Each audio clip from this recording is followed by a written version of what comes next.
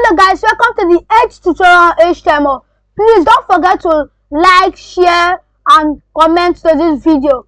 I'm going to be teaching you the difference between the bold tag and the strong tag, and the emphasize tag and the italize tag. We're going to start with the bold tag, which is the B tag.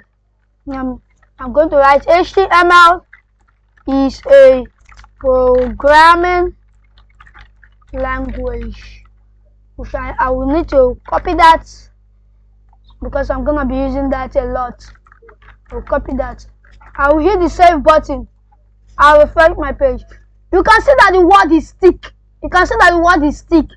Why? Because the B tag tells the browser that make this word thick. I want it to be thick.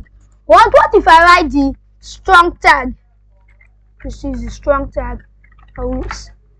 I hit the save button again. I forgot to insert some BL tags. I will insert some BL tags. I will save. Now you can see how the strong tag is still the same. Is the same visually. There's no difference visually. Why? Because the strong tags tell the browser to make this word thick, and also make this tell the browser to make the word very important. And we are going to be talking about the italize and the emphasize, which is the I tag. I'm gonna insert that again. I will need to insert some mega breaks. I'll